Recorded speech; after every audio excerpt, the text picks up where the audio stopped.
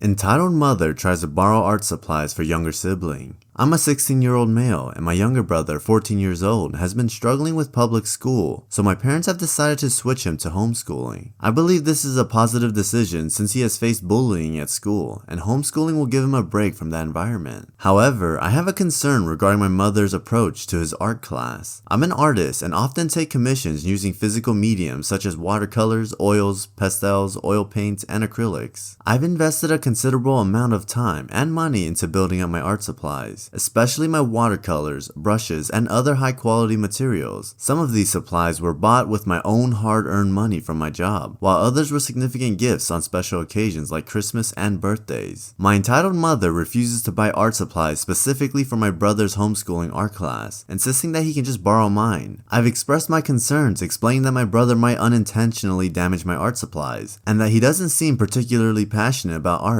Additionally, I'm uncomfortable with him using the more expensive and delicate materials. Despite discussing this matter with my entitled mother repeatedly over several months, she dismisses my concerns, believing it's as simple as sharing a few brushes and paints. Recently, things escalated when she walked into my room and took one of my Derwent paint palettes and some brushes without permission. To make matters worse, the brushes weren't even suitable for watercolors, they were meant for acrylics. When I confronted her about this, she claimed she was preemptively confiscating the supplies to find a compromise since I was against using my art materials for my brother's art class. As this incident occurred today, there hasn't been any resolution yet. I'm anxious that as the start of the school year approaches, she might attempt to confiscate more of my art supplies like color pencils, pastels, and acrylic paints. This situation has left me feeling uneasy, and I'm now hesitant to leave my room unattended while she's in the house. Jealous of my parents' in-law. Today, I discovered that my mother is envious of my parents' in-laws, who all work abroad. Over time, their lives have become quite similar, but my parents-in-law seem to be faring better financially due to higher salaries. My mother can't help but feel jealous of them because of this. I've been in a relationship with my boyfriend for 5 years, and only recently have I heard my mother subtly expressing her grievances about how my parents-in-law handle money in a more carefree manner than my own parents. Although she hasn't explicitly told me, it's evident from the way she talks about them. She feels inadequate, and I find it unfortunate for her to harbor such feelings. Conversely, my father appears to be more at ease with the situation and doesn't dwell on it too much. I'm unsure of how to approach this delicate matter, and how to discuss it with my mother, since we don't have that kind of relationship that allows us to openly share our feelings.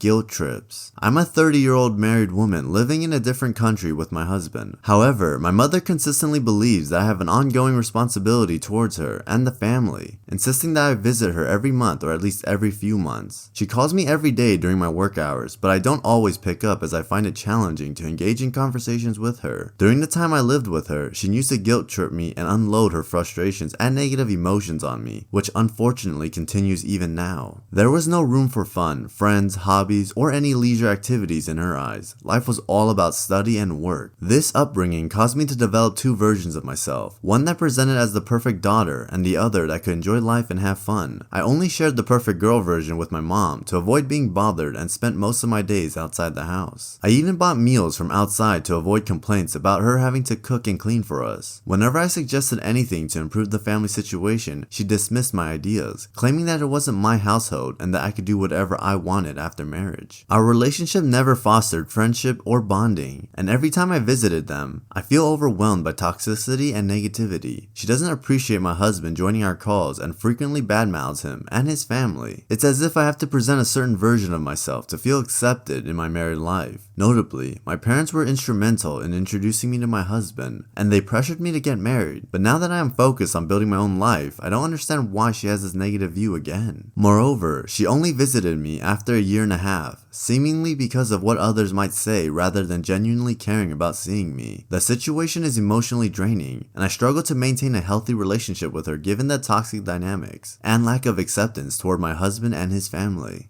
Mother is always mad at me. I'm a 20-year-old, and overall, I consider myself a responsible individual. I don't engage in partying, drinking, or drugs. My focus has been on my studies while also juggling work. As the child of immigrant parents, I willingly assist them whenever they need help with signing up for things or handling health-related applications and consultations. However, I have been facing some challenges with my mom's behavior over the past 3 or 4 years. She often gets upset with me for the smallest things, like forgetting to defrost something from the freezer. It seems that whenever something goes wrong in her life, I become the first person she blames. Despite always being there to support and help her, I find myself facing her criticism frequently. It's disheartening to note that my efforts to assist and be there for her often end up in arguments. On the other hand, I have a sibling who refuses to contribute or assist our parents, leaving all the responsibilities on my shoulders. This discrepancy in our roles adds to the frustration I feel. I'm baffled by why the smallest things escalate into conflicts, and why my mom doesn't seem happy for me, even in regards to my academic achievements. I struggle to comprehend the reasons behind her consistent anger towards me, and it's challenging to express the extent of her dissatisfaction with words. Adopted kid always gets what she wants. When I was a kid, my family attended a 4th of July barbecue pool party at a friend's house. The house was grand with a huge backyard, tiled patios, a gazebo, and a shed. The shed served as a changing area for bathing suits, equipped with locks from both inside and outside. After hours of playing in the pool with our friends, my sister and I were among the last ones to get out. We grabbed our towels and went into the shed to change into dry clothes, locking the door behind us. Within a minute, a girl from the party, whom we didn't really know, started knocking on the door, demanding to be let in. We politely explained that we were changing and needed a minute, but she persisted in her demands. "We're naked, we can't open the door," we repeated, fully aware that the shed was visible to the entire party, and opening it would expose us to everyone. However, the girl grew angrier and began banging and kicking on the door, causing quite a scene. My sister and I hurriedly changed, becoming increasingly frustrated by her behavior. When we responded firmly, asking her to go away, the situation took an unexpected turn. She screamed at the top of her lungs, saying, "I'm adopted, so I get whatever I want," shocking the entire party into silence. The girl's dad was embarrassed and tried to reason with her, but she insisted on seeing us change, making everyone uncomfortable. Later, the girl's mother approached us, claiming that we had locked her daughter out to bully her, and that we should have just let her in. It was an unfair accusation, as we had a legitimate reason for keeping the door locked. The family eventually left for the house. My sister and I tried to exit the shed after changing, only to discover that the girl had locked us in from the outside. We had to call out and knock for someone to let us out. As we later found out, the girl was adopted and was friends with the party host's daughter. Her parents, who had struggled with infertility, spoiled her excessively. She frequently used her adoption as emotional manipulation to get her way with them. The line "I'm adopted" served as her trump card, causing her parents to give in to her desires whenever she played it.